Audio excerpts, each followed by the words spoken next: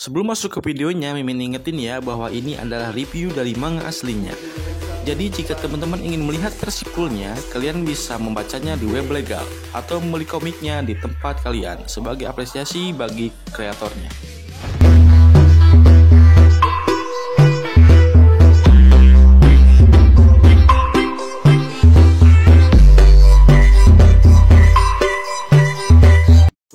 Kembali lagi di Man Vlog, semoga kalian sehat dan bahagia selalu.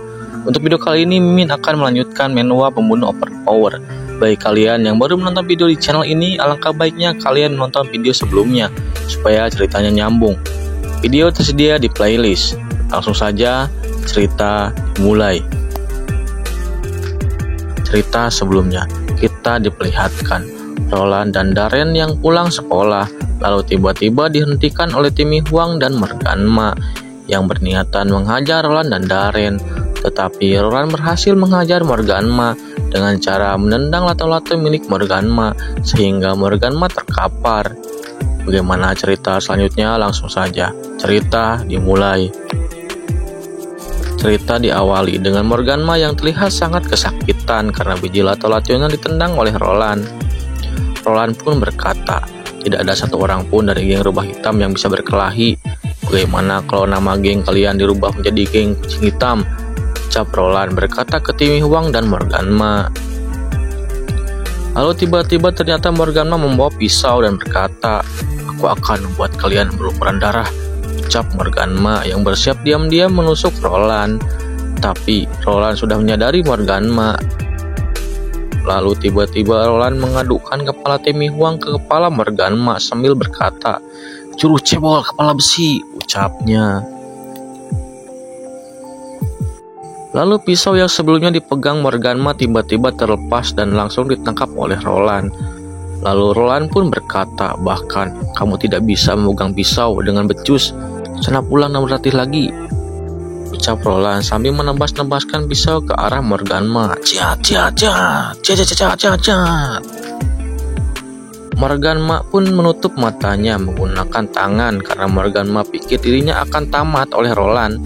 Tapi karena Morganma merasa tidak ada satupun tusukan di badannya, Morganma pun membuka matanya. Begitu kagetnya Morganma melihat bajunya yang sudah compang-camping akibat tebasan Roland. Kakak mak, ucap kocok-kocok di belakangnya yang terlihat khawatir. Lalu Roland melemparkan pisau ke arah Morganma yang hampir mengenai si Johnny. Morganma pun sangat kaget, hampir saja dirinya kehilangan masa depan. Lalu Roland pun berkata kepada mereka, geng rubah hitam boleh, geng kucing hitam juga boleh. Selanjutnya jangan sampai muncul di hadapanku lagi, kalau tidak aku akan menghabisi kalian, ucap Roland sedikit mengancam. Lalu terlihat geng rubah hitam pergi dari hadapan Roland dan Darren. Terlihat Timmy Huang yang diseret kocok-kocoknya karena sudah terkapar, dan terlihat juga Morganma yang pergi sembari memegang biji lato-latonya. Cepat lari, cepat seret bos Huang pergi, ucap kocok-kocok tersebut. Lalu Darren berkata kepada Roland, kakak Roland, kamu benar-benar hebat. Tapi kali ini kamu sudah cari masalah dengan keluarga Huang dan geng rubah hitam. Mereka sudah menjadi musuhmu, ucap Darren. Roland pun menjawab dengan santai. Ia berkata, apa yang harus aku takutkan? Aku hanya bertindak dari belakang saja, ucapnya. Mendengar jawaban Roland, Darren pun tak berkata apapun lagi. Lalu Roland merangkul Darren sembari berkata, ayo kita pergi ke rumahmu untuk makan. Kamu tidak akan membatalkannya kan? Tidak akan, jawab Darren sembari berjalan menuju rumahnya. Singkat cerita, Roland dan Darren sudah sampai di depan rumah Darren. Tak kusangka masih ada rumah kuno seperti ini, ucap Roland. Kakak Roland, silakan masuk, ucap Darren. Bersih sekali, tapi ada bau alkohol yang sangat menyengat, ucap Roland sembari memasuki rumah Darren. Lalu terlihat Roland sudah memasuki rumah Darren dan melihat ayah Darren yang sedang tertidur di sofa. Lalu datang Darren sembari meliputi ayahnya. Darren pun berkata, dia adalah ayahku. Walaupun ayahku setiap hari mabuk-mabukan, tetapi setiap hari ayahku membersihkan rumah dengan sangat bersih, ucap Darren. Roland pun melirik foto keluarga Darren. Lalu Roland berkata, apakah ayahmu pensiunan tentara? Ucap Roland bertanya. Iya, Tapi ayahku tiap hari mau pembukaan, jawab Daren.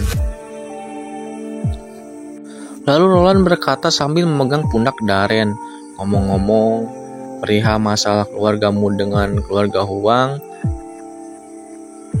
Lalu Daren pun menjawab, apakah kamu melihat lahan proyek itu? Dulu kami tinggal di sana, tapi kemudian lahan itu diambil alih oleh perusahaan properti. Malam itu terjadi perselisihan, ada beberapa orang yang meninggal.